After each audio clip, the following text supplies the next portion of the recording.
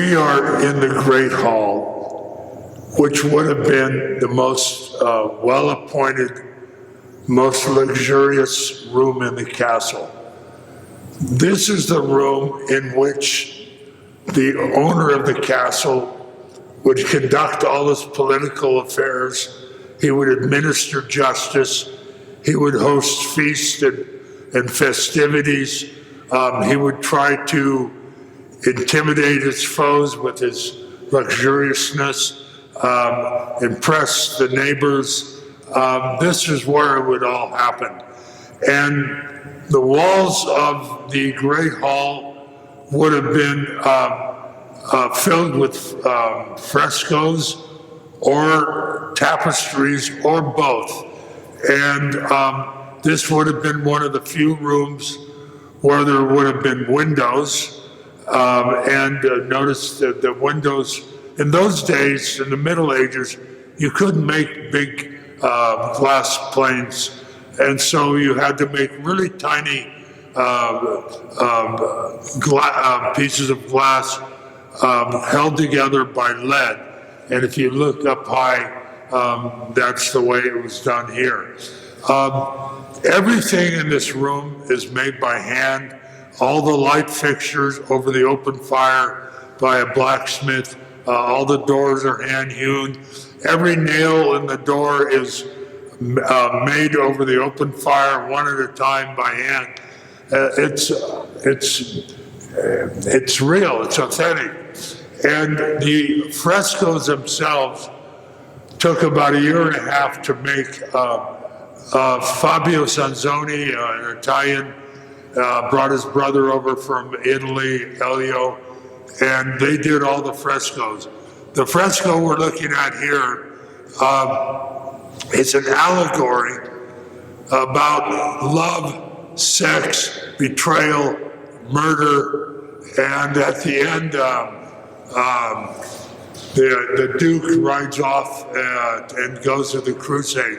Anyway, it's a long allegory. It's a replica from a palace in Florence.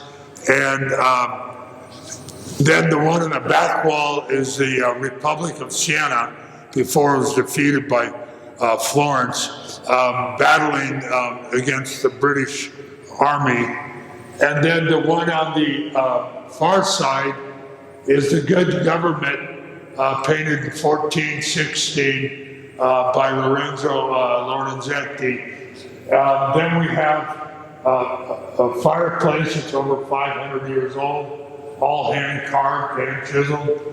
We have our family crest, which honestly I don't know why we had a family crest, because we were peasants from Italy. But my great aunt said we had one. And in any event, the ceiling's all frescoed. The reason I picked these frescoes, first of all, I originally saw this allegory with a lot of scenes in an art book. And then I went to the palace in Florence where it adorned all the walls. And it's almost like a moving picture, because there's each scene under each arch is a depiction of a part of a story that evolves over time, and with the Duke then riding off to the Crusades.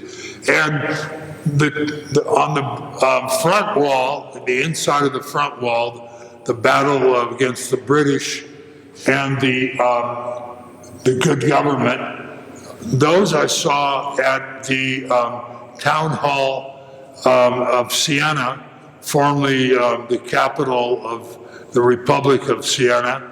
And I particularly liked the Good Government, and it depicts that the government protects the people and provides for the welfare of the people, and in turn the people work hard, get along, prosper, and there's a sense of justice and well-being. There was also another fresco that was pretty much destroyed in the Town Hall of Siena called The Bad Government, and how corrupt people can really cause a lot of poverty, a lot of problems for the populace. So those are the reasons I picked the frescoes.